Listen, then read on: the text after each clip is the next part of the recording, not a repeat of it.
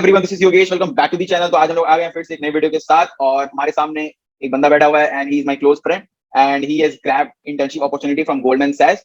तो इसके बारे में हम लोग पूरा डिस्कस करने वाले हैं और भी बहुत इंपॉर्टेंट टॉपिक्स के बारे में बात करेंगे। तो वीडियो को पूरा लास्ट तक देखना, बिकॉज यार बीच में उठ के चले जाओगे तो फिर मजा नहीं आएगा, सारा इन्फॉर्मेशन नहीं मिलेगा, आधा अधूरा इन्फॉर्मेशन मिल रहा होगा। सो आई सजेस्ट कि वीडियो पूरा लास्ट तक देखो और सब कुछ डिस्कस करने वाले हैं। सीपी जर्नी भी देखेंगे इसका और फिर थ्योरी सब्जेक्ट इंपॉर्टेंट है कि नहीं, ईच एंड एवरी राउंड को डिस्कस करेंगे। तो वीडियो को पूरा लास्ट तक देखो और वीडियो पूरा देख लोगे, मजा आएगा तो वीडियो में लाइक मार देना, ठीक है। तो चलो स्टार्ट करते हैं। तो first of all his name is Priyansh Agarwal और ऐसे इसी को बोलने देते हैं इंट्रोडक्शन, तो ज्यादा मजा आएगा। So hi Priyansh. Hi Yogesh, how are you? I am fine. और यार इंट्रोडक्शन अपने ऑडियंस को दे दो, बिकॉज यार ये इनके साथ इसके साथ तो वीडियो हम लोग पहले ही बना चुके हैं सीपी जर्नी के ऊपर, तो आई थिंक तुम लोगों को पता ही होगा, बट जो नए सब्सक्राइबर्स उन्हें नहीं पता होगा तो जानो इनके बारे में। Right, so hi guys, my name is Priyansh Agarwal. अभी मैं बीटेक कर रहा हूँ, थर्ड ईयर में हूँ मैं, ट्रिपल आईटी दिल्ली से मैं बीटेक कर रहा हूँ। एंड लाइक हाँ, अभी मेरा थोड़े टाइम पहले मुझे गोल्डमैन सैक्स से इंटर्नशिप ऑफर मिली थी and like it was an on campus opportunity. And apart from that I am like totally into competitive programming. मैं ऑलमोस्ट 2 साल से कर रहा हूँ अच्छे से सीपी।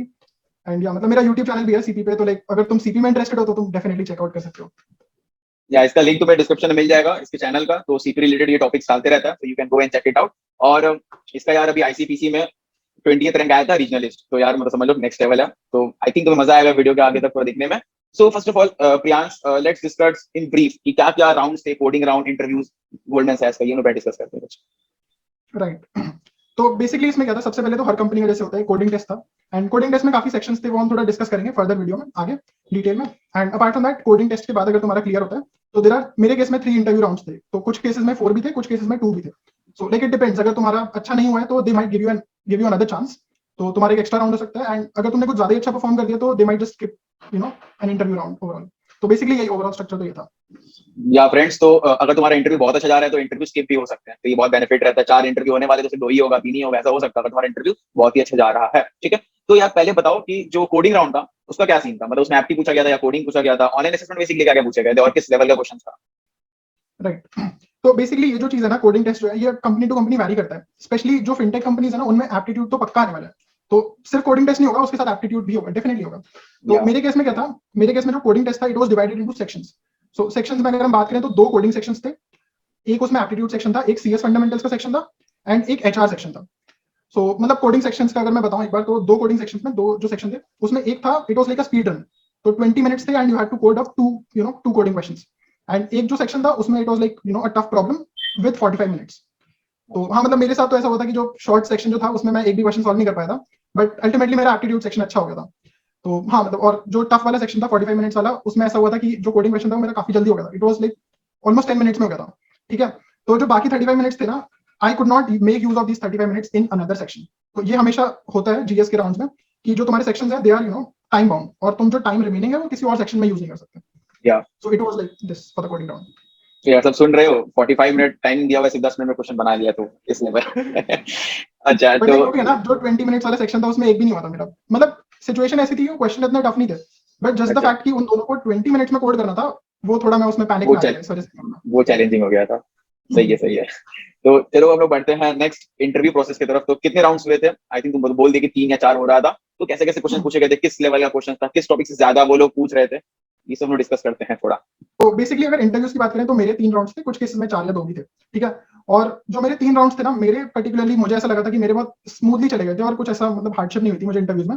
लाइक जो मेरा जो पहला मतलब इंटरव्यू था उसमें बेसिकली क्या हुआ था, मतलब जैसे इंटरव्यू ने मेरा रेज्यूमे देखा, ही वाज लाइक कि मतलब तुम्हें कोडिंग तो तुमने बहुत कर रखी है, let's talk about something that is not related to programming. तो पहला राउंड मेरा थोड़ा ऐसे जा रहा था, बट तो मैंने थोड़ा अपना यूट्यूब चैनल के बारे में बात करी थी उसमें। And after that he thought कि चलो कोडिंग क्वेश्चन भी पूछ लेते हैं। एंड उसने मेरे से लाइक 2 कोडिंग क्वेश्चन पूछे थे, जिसमें पहला था बहुत ही सिंपल था। पहला क्वेश्चन था कि तुम्हें 2 लिंक लिस्ट दे रखी है, उनका इंटरसेक्शन पॉइंट निकालना है। तो लाइक ये तो काफी सिंपल हो गया। हाँ, दूसरा क्वेश्चन थोड़ा सा मतलब मीडियम लेवल का मैं कहूंगा। इट वाज लाइक कि तुम्हारे पास एक स्टैक है, तुम्हें स्टैक में एलिमेंट्स डालते जाने हैं and there are no deletion, there are only insertions. And तुम्हें हर पॉइंट पे एक मिनिमम मेंटेन करना है कि स्टैक का क्या मिनिमम है, ठीक है। या but the important thing here is कि तुम ना कुछ भी एक्स्ट्रा मेमोरी यूज नहीं कर सकते। लाइक तुम एक वेरिएबल भी एक्स्ट्रा यूज नहीं कर सकते, तुम्हें सब कुछ स्टैक पे रखना है। तो लाइक मतलब जो भी लोग देख रहे हैं, अगर तुमने ऐसा क्वेश्चन पहले नहीं करा तो तुम इस बारे में सोचना, काफी इंटरेस्टिंग क्वेश्चन है, ठीक है। तो this was like the first interview round. And second interview round में मेरा ऐसा था कि it was less of coding, more of like जो सीएस फंडामेंटल्स के क्वेश्चन पूछते हैं ना। तो सीएस फंडामेंटल्स में मेरा ऐसा नहीं था कि ओएस डीबीएमएस पूछ रहा है, it was totally based on object oriented programming. And मतलब मुझे ऐसा लगता है कि मेरे रेज्यूमे में जो प्रोजेक्ट था it was related to object oriented programming, तो इस वजह से मुझसे कूप्स के बारे में पूछा था। It depends to you know it depends on the interviewer like what all he wants to ask. तो कुछ केसेस में जो जैसे मेरे फ्रेंड्स हैं उनसे साइबर सिक्योरिटी के भी क्वेश्चन पूछे गए थे। तो मतलब जीएस में अगर तुम अप्लाई करो तो यू कैन एक्सपेक्ट कि साइबर सिक्योरिटी में भी क्वेश्चन आ सकते हैं। तो बेसिक तो प्रिपेयर कर लेना, इट शुड बी फाइन। तो ऐसा सीन था कि मतलब जो रेज्यूमे में हम लोग ऐड किए थे उस टॉपिक से ज्यादा पूछे जा रहे थे, जैसे जो आप तुम जो बोले कि जो साइबर सिक्योरिटी से पूछा गया, तो क्या वो रेज्यूमे में मेंशन किया था इसलिए पूछा गया कि जनरली वो लोग पूछते हैं? ओके, तो ये ना ऐसा है कि जीएस के साथ स्पेसिफिकली वो थोड़ा साइबर सिक्योरिटी के क्वेश्चन पूछ रहे थे, बहुत बेसिक बेसिक। ठीक है, तो अगर तुमने कंप्यूटर नेटवर्क्स पढ़ा है और थोड़ा उसका सिक्योरिटी वाला पार्ट भी पढ़ा है ना, तो you should be good to go, but थोड़ा प्रिपेयर कर लेना। बट हाँ, ऐसा होता है, देखो अगर किसी ने तुमसे पूछा ना कि तुमसे साइबर सिक्योरिटी का कोई क्वेश्चन पूछा और तुम्हें कोई आइडिया नहीं है, तो इंटरव्यूअर को डायरेक्टली उसी टाइम बताओ कि मुझे साइबर सिक्योरिटी का आइडिया नहीं है, you can ask me something else. या इससे क्या होगा कि जैसे मान लो तुमने साइबर सिक्योरिटी का उसने कोई क्वेश्चन पूछा, व्हाट इज अ वायरस, कुछ भी ऐसा, तुमने आंसर कर दिया, लेट से तुम्हारा आंसर सही भी है, ठीक है, मोस्ट प्रॉब्ली वो नहीं होगा बिकॉज तुमने नहीं पढ़ा है, बट लेट से वो सही है, तो होगा क्या कि अब इंटरव्यूअर ना उसी पे फॉलो अप क्वेश्चन पूछेगा कि वायरस तो ये है, चलो इसके टाइप्स बताओ, ये चीजें बताओ, ये चीज बताओ। तो जब तुमने नहीं पढ़ा तो तुम पहले ही बता दो, it would save a lot of time, it would help you in the overall interview. तो इंटरव्यूअर का बेसिकली टाइम, पहले मतलब दो राउंड्स। इंटरव्यूअर का टाइम हाँ वेस्ट नहीं करना चाहिए, मतलब अगर जो नहीं आता डायरेक्टली मना कर दो, I don't know sir, I am not comfortable with this topics. तो मतलब ऐसा बहुत सही रहता है, क्योंकि मतलब तुम्हें नहीं आता, तुम जस्ट ट्राई कर रहे हो, जानते हो लास्ट में नहीं बनेगा, फिर फालतू का इंटरव्यूअर का ही टाइम वेस्ट हो रहा है और तुम्हारा जो फीडबैक वो भी नेगेटिव की तरफ जा रहा होगा, तो पहले ही मना करना ज्यादा बेटर रहता है। और इसमें ना एक चीज और है, जैसे अगर उसने कोई क्वेश्चन पूछा जो तुम्हें बिल्कुल ही नहीं आता, जो तुम टॉपिक बिल्कुल नहीं पढ़ा, अगर तुम ये बता दोगे ना कि मुझे नहीं आता, तो तुम ये मत बताओ कि सिर्फ मुझे नहीं आता, you can may be put it like this कि मुझे ओएस तो नहीं आता, बट मैं डीएसए में बहुत अच्छा हूँ, you can ask me question on DSA. या इससे क्या हो रहा है, इससे तुम इंटरव्यूअर को ना एक चॉइस दे रहे हो कि you can ask me question on DSA, तो आप जो तुम्हारे फॉलोअप क्वेश्चन होंगे या फिर जो फॉलोइंग क्वेश्चन होंगे, they can be on DSA. इससे क्या होगा कि तुम अपने स्ट्रॉन्ग पॉइंट को आगे पुट अप कर रहे हो। और ये मेरे साथ, मतलब मेरे काफी दोस्त हैं जिन्होंने ऐसा करा है, they might not be good in CP, they might not be good in DSA, but जैसे ही उनका इंटरव्यू स्टार्ट हुआ, उन्होंने इंट्रोडक्शन ही ऐसा दिया कि आई एम गुड विद डेवलपमेंट, मेरे प्रोजेक्ट्स ये हैं। उससे क्या होता है ना, पूरा इंटरव्यू उसी पे मोल्ड हो जाता है। तो ये परफेक्ट, काफी एकदम अच्छा यार। है। मतलब ऐसा, मतलब ये मतलब बहुत इंपॉर्टेंट टॉपिक होता है, मतलब बहुत लोगों को नहीं समझ आता है। तो अगर तुम जिस टॉपिक में बहुत प्रो हो, मतलब अगर तुम सीपी में अच्छे हो या डेवलपमेंट में अच्छे हो, तो इंट्रोडक्शन में मतलब इस तरह बोलो कि बाजू वाले को समझ आ जाना चाहिए कि तुम किस में अच्छे हो, ठीक है, तो ऑटोमेटिक उस तरफ फ्लो होने लगता है। तो ये मतलब बहुत इंपॉर्टेंट पॉइंट है, जो बहुत लोग डरते हैं, मतलब जैसे बहुत लोग सोचते हैं कि मैं सीपी में तो अच्छा हूँ, प्रोजेक्ट में अच्छा नहीं हूँ, बाजू वाला प्रोजेक्ट ही से पूछ कर आ गया तो क्या करूंगा। तो तुम इस तरह इंट्रोडक्शन दो, इस तरह वर्ड्स बोलो, because each and every words को कैच करते हो, फिर उसके ऊपर क्वेश्चन बना रहे होते हैं, तो तुम स्पेसिफिक वो सभी वर्ड बोलो जो तुम्हें अच्छे से आता है, राइट, और उस तरह फिर इंटरव्यू चेंज, जो तुम्हारा प्रोसेस है वो चेंज होते रहेगा। तो I think this is the perfect way to represent yourself in the interview and all. हाँ, तो और मैं वैसे थर्ड इंटरव्यू का बता देता हूँ। मेरा जो थर्ड इंटरव्यू था ना, वो it was like a total formality, मतलब वो शायद लेना भी नहीं चाहते थे इंटरव्यू, बस उन्होंने ऐसे ले लिया था। तो मेरे थर्ड इंटरव्यू में ऐसा हुआ था कि हम बहुत इनफॉर्मल चीजों की बातें करते। It was like somewhat an HR round, बहुत बेसिक बेसिक स्टफ की, मतलब तुम किस चीज में इंटरेस्ट है तुम्हारा, अगर हम तुम्हें कंपनी में लेते हैं तो would you be interested in doing this और would you be interested in doing that, ऐसी चीजें। और एंड में ही वाज लाइक कि चलो तुम्हारे जो जितने जितने लोग जो पहले इंटरव्यू दे चुके हैं, मैंने उनसे ऑलरेडी इतने क्वेश्चन पूछ लिए हैं, तो हो सकता है तुमने डिस्कस करके वो क्वेश्चन प्रिपेयर कर लिए होंगे। तो आई वाज लाइक कि मैंने तो किसी से बात नहीं करी, आप फिर भी पूछ सकते हो मुझसे जो पूछना है। तो ही वाज लाइक कि चलो मैं तुमसे एक टोटली डिफरेंट क्वेश्चन पूछता हूँ। So what he did was he framed the question on spot, और वो क्वेश्चन ना बहुत ही बेसिक था। ही वाज लाइक कि बस मैं देखना चाहता हूँ कि तुम कैसे एक्सप्लेन करोगे। तो इट वाज लाइक कि एक स्ट्रिंग क्वेश्चन था, मैंने उसको ऑर्डर ऑफ n स्क्वायर में करके बता दिया। And then I was thinking कि मुझे इसको ऑप्टिमाइज करना होगा, but when I asked him कि शुड आई ऑप्टिमाइज इट, तो ही वाज लाइक कि नहीं, मैंने तो बस ये क्वेश्चन ऐसे ही बना दिया था, अभी मुझे खुद ही नहीं पता कि ऑप्टिमाइज कैसे करेंगे इसको, तो let's not discuss the optimization part, but I am good to go with this. तो मेरे मतलब इंटरव्यू राउंड्स काफी स्मूथली गए थे। अच्छा, और कभी कभी यार इंटरव्यू कभी कभी लक डिपेंडेंट होता है, मतलब कभी कभी क्या होता है, इंटरव्यू ऐसा आ जाते हैं जिनका मतलब मूड ही नहीं रहता लेने का, मतलब एकदम फ्रेंडली नहीं रहेंगे, ऐसा नहीं रहेंगे, तो कभी कभी लक लक फैक्टर बहुत डिपेंड कर जाता है। जैसे मेरे ही बहुत सारे फ्रेंड्स उनके संग हुआ है ऐसा सीन कि मतलब वो अच्छे हैं, बट इंटरव्यू ऐसा आ गया यार कि मतलब क्या ही बोले, अब कुछ उसमें कुछ नहीं किया जा सकता, वो पूरा लक फैक्टर रहता है। तो चलो नेक्स्ट क्वेश्चन की तरफ चलते हैं प्रियांश, कि अगर कोई कोडिंग क्वेश्चन पूछा जा रहा है इंटरव्यू में, तो उसे कैसे एक्सप्लेन करना है, वो क्योंकि वो बहुत इंपॉर्टेंट होता है, राइट, तुम्हें क्वेश्चन आता है, तुम एक्सप्लेन नहीं कर रहे हो, तुम कोड करके दिखा दे रहे हो, तो मतलब कैसा करना चाहिए, कैसा प्रोसेस होना चाहिए, ये बताओ। ओके, तो कोडिंग क्वेश्चन जब भी तुम्हें आता है ना, it can be in two categories, या तो बहुत इजी क्वेश्चन है या फिर वो बहुत हार्ड है। ठीक है, तो इन दोनों कैटेगरीज के क्वेश्चन ना हमें थोड़े डिफरेंटली अप्रोच करना है। Let's say it is a very easy question जो तुमने हो सकता है पहले देख भी रखा हो। तो लेट्स से कोई क्वेश्चन है, जैसे वो intersection of two linked list, ठीक है, वो काफी इजी क्वेश्चन था। तो मैंने पहले भी देख रखा था, मैंने कोड भी कर रखा था, तो it was like a cake walk for me that time. But मैंने कभी भी ऐसे शो नहीं करा कि मैंने ये क्वेश्चन पहले देख रखा है। आई थिंक मतलब इंटरव्यूअर को वो पता चल गया होगा कि मैंने देख रखा है, बट अगर वो मुझसे पूछते कि अगर तुमने क्वेश्चन देख रखा है पहले, तो मैं उनको बोल देता हाँ मैंने देख रखा है। तो ये ना दो सिचुएशन है यहाँ पर, अगर तुमने क्वेश्चन पहले देख रखा है और तुम बहुत कॉन्फिडेंट हो, तो तुम बोल दो हाँ मैंने देख रखा है। बट लेट्स से तुमने क्वेश्चन देख रखा है बट तुम कॉन्फिडेंट नहीं हो, उस केस में नहीं बोलना ये चीज कि मैंने देख रखा है। बिकॉज द या सिचुएशन इज कि अगर तुमने बोल दिया ना कि मैंने देख रखा है, तो he might just ask you कि चलो कोड कर दो जल्दी से, और तुमने क्वेश्चन देख रखा है बट तुम्हें अच्छे से आइडिया नहीं आता, तो तुम कैसे करोगे। ठीक है, बात सही है। तो इसी क्वेश्चन की कैटेगरी को ऐसे अप्रोच करना है थोड़ा, मतलब try to go from brute force, फिर थोड़ा ऑप्टिमाइज, फिर फाइनली ऑप्टिमाइज। अगर तुम्हें अच्छे से आता है तो ऐसे करो। और जो हार्ड वाली कैटेगरी है ना, इट इज लाइक कि मतलब देखो ये तो थोड़ा लक डिपेंडेंट है, और ये डिपेंडेंट इस पे है कि तुम्हें इंटरव्यूअर कितनी हेल्प कर रहा है। लेट्स से मुझसे ग्राफ का क्वेश्चन पूछा गया, लेट्स ऑन बाइपार्टाइट ग्राफ, और मैं कॉन्फिडेंट नहीं हूँ, मुझे बाइपार्टाइट ग्राफ अच्छे से नहीं आता, तो उस केस में क्या होगा, मैं या तो इंटरव्यू को बोल सकता हूँ कि I will not be able to do it, so that he might ask me another question. But अगर तुम्हें लग रहा है कि तुम थोड़ा अप्रोच कर सकते हो, you should start with brute force, थोड़ा ऑप्टिमाइज करके बताओ, and you know keep talking to the interviewer. तुम इंटरव्यूअर से बात करते रहो, and you know at some point if he feels that you are lagging behind, he will give you hints. तुम्हें जो हिंट्स मिल रहे हैं ना, वो तुम्हें कैच करने हैं। जैसे मैं तुम्हें बताता हूँ, मेरा जो सेकंड जो इंटरव्यू था ना, उसमें एक कोडिंग क्वेश्चन था लास्ट में, एंड इट वाज लाइक कि मैंने ब्रूट फोर्स बताया, वो थोड़ा हार्ड था, तो मुझे अप्रोच बिल्कुल नहीं आती थी। आई वाज जस्ट ट्राइंग कि मतलब मैं कैसे करूंगा, जैसे मैं कॉन्टेस्ट में करता हूँ बिल्कुल वैसी। मैं ब्रूट फोर्स सोचा, मैंने उसको बताया, then I thought of a DP approach, order of N square, और वो मैंने बताया। देन ही वाज लाइक कि इसको ऑप्टिमाइज करना है, और तो मैंने कहा अच्छा ठीक है, मैं सोच रहा हूँ। I was not able to think about it. तो क्या हुआ, इंटरव्यू ने मुझे बोला कि what all type of queues do you know, queues मतलब स्टैक क्यू जैसे क्यू होती है, तो आई वाज लाइक कि तो मुझे एक ही टाइप पता है क्यू होती है बस। Then he was like there is another thing called priority queue, and then I was like अच्छा हाँ, इसको मैं ऐसे करके प्रायोरिटी क्यू में कर लूंगा, and that is what you do when you know when you given hints, you should try to catch hints. या that is overall for the you know coding questions. Because अगर हम लोग बोलते नहीं रहेंगे तो फिर इंटरव्यू को समझ ही नहीं आएगा ना कि हम लोग कहाँ पर लैग कर रहे हैं। बिकॉज मान लो इस क्वेश्चन को हमें नहीं आ रहा है, हम लोग कुछ दूसरा तरीका सोच रहे हैं, तो यार हम लोग सिर्फ माइंड में ही सोच रहे हैं और कुछ बोल नहीं रहे हैं, तो फिर इंटरव्यू को पता ही नहीं चलेगा कि हम लोग सोच क्या रहे हैं। फॉर एग्जाम्पल हम लोग बोलते बोलते सोच रहे हैं, कर रहे हैं, तो उसे समझ आएगा कि यहाँ पर ये लैग यहाँ कर रहा है, वहाँ लैग कर रहा है, तो वो हिंट्स देगा कि यार तुम ये गलत सोच रहे हो, तुम्हें ऐसा सोचना है। तो वहाँ बहुत बेनिफिट मिलता है। तो और जो हिंट्स देगा वो लोग उसको कैच करना बहुत इंपॉर्टेंट है, और वो लोग चेक करते कि ये हिंट्स को कैच कर पा रहा है कि नहीं। अगर क्वेश्चन नहीं भी बने, बट देखो यार हिंट्स कैच करके मतलब कुछ अच्छे लेवल तक आ पा रहा है कि नहीं, वो भी बहुत इंपॉर्टेंट होता है, राइट। तो या that's it for this point. And अब बताओ कि थ्योरी सब्जेक्ट्स कितने इंपॉर्टेंट है। बहुत लोग नेग्लेक्ट करते हैं थ्योरी टॉपिक्स को, for example DBMS, operating system, oops, तो कितना इंपॉर्टेंट है, किस कंपनी में ज्यादा मतलब तुम्हारा ऐसा क्या एक्सपीरियंस होगा इसके लेकर। ठीक है, तो थ्योरी सब्जेक्ट्स जो है ना वो इंपॉर्टेंट डेफिनेटली है। ओएस, डीबीएमएस, सीएन, ये बहुत इंपॉर्टेंट है। बट देखो ये company to company again vary करता है। जीएस, अमेजॉन, माइक्रोसॉफ्ट, इनमें बहुत ज्यादा पूछते हैं। बट अगर तुम कंपनीज की बात करो जैसे गूगल या फिर मीडिया डॉट नेट, ये लोग नहीं पूछते, ये लोग सिर्फ सीपी डीएस से पूछते हैं। ठीक है, तो जब भी तुम इंटरव्यू दे रहे हो किसी भी कंपनी का, एक पास्ट एक्सपीरियंसेस करके एक चीज होती है, 20 पे तुम्हें मिल जाएंगे काफी सारे, तुम एक बार पढ़ के जाओ कि क्या पूछते हैं। इफ यू फील कि सीएस स्कोर पूछ रहे हैं, तुम प्रिपेयर करके जाओ। ठीक है, बट देखो यहाँ पर भी ना सेम सिचुएशन है। अगर तुम्हें ओएस नहीं आता ना, तो तुम इंटरव्यू को बता दो कि मुझे नहीं आता, you can ask me question on DBMS में भी। ठीक है, इससे क्या होगा, तुम दोनों का टाइम सेव कर रहे हो, अपना भी उसका भी, एंड तुम ना एक नेगेटिव इंपैक्ट नहीं डाल रहे हो। In fact it is a positive impact. अगर तुम्हें नहीं आता ना, कोई बात नहीं, ऐसा नहीं होता कि सबको सब कुछ आता होता है, नहीं आता बता दो। बट अगर तुम गलत आंसर करोगे और फॉलो अप क्वेश्चंस में तुम स्क्रू अप करोगे ना, तो वहां एक अच्छा इंपैक्ट नहीं पड़ेगा। बेसिकली यही है। बट एक बार हाँ बोलो।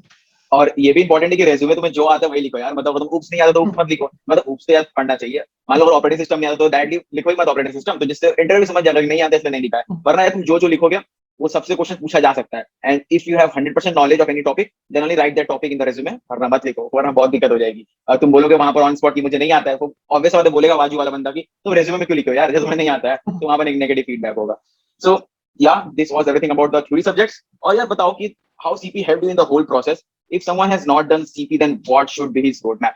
क्योंकि तुमने तो CP कर रखा है 2 साल से, तो कैसा हेल्प तुम्हें मिला है उससे। और अगर कोई बंदा नहीं कर पा रहा है, मान लो उसे नहीं समझ आता CP अच्छे से, हो सकता है बहुत बहुत तरह के बंदे होते हैं, तो वो लोग डीएसए वाला पार्ट अच्छे से करते हैं, तो उसको क्या रोड मैप फॉलो करना चाहिए।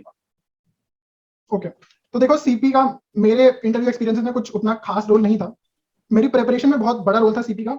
इट वाज लाइक कि मैं कोई भी डीएसए का क्वेश्चन देखता था, तो जैसे लिंक लिस्ट देखता है, ठीक है, तो लिंक लिस्ट अगर मैंने एक बार पढ़ लिया ना, तो मैं क्वेश्चन सॉल्व कर ले रहा था। And the whole thing was कि मैंने सीपी बहुत ज्यादा कर ली थी, तो मेरी प्रॉब्लम सॉल्विंग अच्छी हो गई थी। एंड कोई भी प्रॉब्लम मैं देखता था तो मैं ऐसे डर नहीं जाता था प्रॉब्लम से। ठीक है, तो सीपी का मेरा जो मेन फायदा था वो प्रिपरेशन के टाइम था। But if you talk about my GS interviews, मुझे कोई ऐसा फायदा नहीं लगा। स्पेशली जीएस, अमेजॉन, माइक्रोसॉफ्ट, मैं सजेस्ट करूंगा सीपी का उतना बड़ा रोल नहीं है। ठीक है, it is more about DS. तुम्हें लिंक लिस्ट अच्छे से आता है, बीएसटी अच्छे से आता है, हीप्स अच्छे से आता है, प्रायोरिटी ये सब चीजें अच्छे से आती है ना, तो there is no need to कि मतलब तुम्हें बस कैंडिडेट मास्टर बनना है सीपी में, इसकी रिक्वायरमेंट नहीं है। बट देखो अगर तुम ऑलरेडी सीपी कर रहे हो ना, तुम्हारी प्रिपरेशन में बहुत हेल्प होगी। तुम लास्ट के 2 मंथ्स में भी अगर तुम देखोगे ना, तो बहुत जल्दी जल्दी चीजें प्रिपेयर हो जाएंगी। मतलब सिमिलरली मैं तुम्हें अपने एक दोस्त को बताता हूँ, उसका नाम पार्थ है। तो पार्थ ने क्या करा था, पार्थ ने 2 वीक्स पहले प्रिपरेशन स्टार्ट कर दी इंटर्नशिप सीजन से। And the primary reason was कि मतलब the primary reason he was able to perform really well was कि उसने ऑलरेडी सीपी उतनी कर ली थी, उसको बस ओएस डीबीएमएस थोड़ा बहुत पढ़ना था। एंड मतलब उसका टावर रिसर्च में लगी थी फिर उसके बाद इंटर्नशिप। मतलब imagine he just started preparing 2 weeks before that. तो सीपी का मेजर रोल है। And if I talk about people who haven't done any CP till now, मैं सजेस्ट करूंगा थोड़ा टाइम डिपेंडेंट है ये चीज। अगर तुम्हारे पास 1 साल है जैसे, तो डेफिनेटली सीपी करो। You can prepare DSA in the last 2 और 3 मंथ्स, उतना टाइम नहीं लगेगा। बट लेट्स से तुम्हारे पास लास्ट के 2 और 3 मंथ्स ही बचे, this is the time you should be doing very selective study. तुम कोई एक शीट उठा लो, जैसे मैंने लव बब्बर्स डीएसए शीट उठाई थी, या फिर कोई सी स्ट्राइवर शीट उठा लो। व्हाट इट डज इज कि तुम्हें ना बहुत सारे क्वेश्चंस एकदम स्टैंडर्ड वे में मिल जाते हैं, और ये वो क्वेश्चंस है जो हैंड पिक्ड है, ये ऐसे रैंडम क्वेश्चंस नहीं है। तो ये क्वेश्चन वो है जो एकदम इंटरव्यू में आएंगे, ठीक है। तो तुम्हारे पास टाइम कम है तो तुम सिंपल डीएसए करो, लीड कोड करो, इंटरव्यू बिट करो, कोई शीट उठा लो, उसके क्वेश्चन कर लो। अगर टाइम ज्यादा है तो डेफिनेटली सीपी करो, बहुत अच्छा हेल्प होगी, मतलब एंड में तो बहुत हेल्प होगी। या ऐसा ही है। और अगर तुम लोग शीट कर रहे हो सॉल्व, तो तुम लोग मेरा प्लेलिस्ट जाके चेकआउट कर सकते हो। मैं शीट का ऑलमोस्ट मैक्सिमम टॉपिक्स का क्वेश्चंस क्लियर कर चुका हूँ। तो और बाकी वीडियोस आते रहेंगे, तो डोंट टेक चाप, क्योंकि अभी थोड़ा और भी काम में बिजी हो जा रहा हूँ, तो उतना कंसिस्टेंट नहीं हूँ। वरना ऐसे तो बेसिकली पहले तो डेली वीडियोस आते थे, बट अभी 2-3 दिन में एक आ रहे हैं, 2 आ रहे हैं। तो यार इसी से एक बात याद आया कि तुम्हारा भी एक चैनल है, मेरा भी एक चैनल है, तुम सीपी भी करते हो, मैं पढ़ाता भी हूँ, और तुम भी पढ़ाते हो, तो मतलब इतना कुछ कर रहे हो, कॉलेज का भी काम है, तो फिर सब कैसे इतना कुछ मैनेज कर पा रहे हो? बिकॉज यार बहुत दिक्कत होगी इतना कुछ मैनेज करना, राइट? तो कैसे तुम मैनेज करते हो, पहले तू अपना बता। ओके तो देखो यार, टाइम मैनेजमेंट का ना बेसिक जो इशू है हर किसी के साथ, वो ये है कि तुम प्रायोरिटीज नहीं बना पाते। अगर तुम्हें मान लो 5 काम करने हैं, आज ही करने हैं, तो you should assign a priority value to each of them, and बस उनको प्रायोरिटी क्यू में पुश कर दो, और जिसकी प्रायोरिटी सबसे ऊपर है उसको उठाओ करो। ये सबसे इंपॉर्टेंट चीज होती है, ये करनी जरूरी है। अब देखो, या मैं अपनी प्रायोरिटीज अगर मैं बताऊं, तो अभी हाल फिलहाल में मेरी प्रायोरिटी लिस्ट ऐसी है कि डू सीपी, मतलब सीपी मेरी फर्स्ट प्रायोरिटी है। उसके बाद इट इज लाइक कि यूट्यूब मुझे करना है। तीसरी प्रायोरिटी मेरी ये है कि मैं एक मेंबरशिप चलाता हूँ, it is called TLE eliminators, तो वहां पर सब कुछ अच्छे से चलता रहे। This is my third priority, and उसके बाद मेरा कॉलेज का स्टफ आता है। तो कॉलेज ऑब्वियसली मेरा लास्ट में, बिकॉज मुझे ऐसा नहीं लगता कि मैं बहुत ज्यादा वैल्यू गेन कर रहा हूँ कॉलेज से। जो भी मैं सब्जेक्ट पढ़ रहा हूँ, they are not helping me directly right now. I mean they might help me later on, जैसे ओएसडीबीएमएस में हो सकता है कभी कुछ ऐसा काम कर रहा हूँ जहां पर हेल्प हो। या अभी मुझे हेल्प नहीं हो रही सब चीजों की। तो दैट या इज द रीजन मेरा जो कॉलेज वाला पार्ट है वो लास्ट प्रायोरिटी पे है। एंड तुम क्या कर सकते हो ना, देखो प्रायोरिटीज ऐसे नहीं है कि सिर्फ बस मुझे यूट्यूब करना है तो बस मैं यूट्यूब करूंगा, मेरे एंड सेमेस्टर आ गया तो मैं उनको बस बाहर में जाए, मुझे नहीं करना, ऐसे नहीं करना। या तुम्हें क्या करना है, जैसे मान लो कुछ इंपॉर्टेंट चीजें हैं उनको पहले करो। अगेन प्रायोरिटीज तुम क्या कर सकते हो, चेंज कर सकते हो। एंड सेमेस्टर आ गया, कॉलेज को फर्स्ट प्रायोरिटी पे डाल दिया, तुम ये कर लो, या ठीक है। तो मेन प्रायोरिटी क्या है। और दूसरी चीज मैं ये कहूंगा, देखो टाइम मैनेजमेंट का एक इशू तब भी आता है जब तुम अननेसेसरी ना एक काम को डिले करते जाते हो। जैसे मान लो मुझे एक वीडियो डालनी है, मुझे उसकी वीडियो एडिटिंग करनी है। अब लेट से मैं अपने आप को असाइन करता हूँ, मैं इसको 2 घंटे में करूंगा, 3 घंटे में करूंगा। इससे क्या होता है, तुम बहुत ज्यादा डिले ले चुके हो, मतलब एक बहुत बड़ा लंबा टाइम स्पेन ले रहे हो तुम एक छोटे से काम करने के लिए, ठीक है। तो अगर तुमने 3 घंटे उस काम को असाइन करे ना, तो तुम 3 घंटे या 4 घंटे में करोगे उसको, फिर तुम उसको 10-15 मिनट में नहीं करोगे। या द एकदम थिंग इज कि परफेक्ट जो बात है। काम जल्दी हो सकता है, जो काम जल्दी हो सकता है उसको छोटा टाइम स्पेन असाइन करो और एक बार बैठो, उसको डिले मत करो। ये मत करो कि इंस्टाग्राम खोल लिया बस बस स्क्रॉल कर जा रहे हैं, ये नहीं करना। या मतलब मैं तो बोलूंगा एक टू डू लिस्ट बना लो, और जैसे तुम प्रायोरिटी की बोल रहे हो, टू डू लिस्ट बना लो, और उसमें सुबह तुम जैसे उठोगे सब कुछ लिख लो कि तुम्हें क्या क्या करना है आज पूरे दिन में, राइट? तो मतलब एक एक बार जब उसे हटाते जाओगे ना, तो दिल को बहुत सुकून मिलती है कि मतलब ये हो गया, हटाओ इसे, ये हो गया, इसे हटाओ। तो मतलब तो वैसे मैं बोलूंगा, जैसे मैं भी वैसे ही कर रहा हूँ। अगर तुम सुबह उठ गए और तुम कुछ अगर शेड्यूल मेंटेन नहीं करो, तो दिख रहा है तुम एक ही काम करोगे, पूरा दिन लग जाएगा, और फिर वो भी हो सकता है खत्म ना हो। अगर तुम एक शेड्यूल मेंटेन करोगे तो ऑब्वियस बात है तुम सब कुछ कंप्लीट कर पाओगे। और वो भी क्या मतलब अपने औकात के हिसाब से मतलब शेड्यूल करना। तुम सोच रहे हो कि 10 काम मैं एक ही दिन में कर लूं, कि तो अगर वो नहीं हो पाए तो मतलब सबको जितना जितना टाइम होना चाहिए स्पेसिफिक उतना टाइम ही दो, एक्स्ट्रा मत दो या कम भी मत दो। तो यार I will also suggest this part. So I think आज का वीडियो तुम लोगों को बहुत मजा आया होगा समझ के, और वीडियो को यहाँ तक देख लियो तो पक्का यार लाइक मार देना वीडियो को। और वैल्यू गेन अगर तुम्हें मिल रहा है यहाँ पर, तो चैनल को शेयर करो, अपने फ्रेंड्स लोग के साथ सबको वीडियो दिखाओ, और चैनल पर नए हो तो सब्सक्राइब भी कर देना। और प्रियांश भी चैनल को सब्सक्राइब कर लेना, बिकॉज वो सीपी रिलेटेड बहुत टॉपिक्स डालते रहता है, so you can visit his channel as well, link will be given in the description. ठीक है, तो चलो एंड करते हैं सेशन को, और क्या, चलो मिलते हैं कभी नेक्स्ट वीडियो में। ठीक है, तब तक के लिए bye bye Priyansh. Bye bye.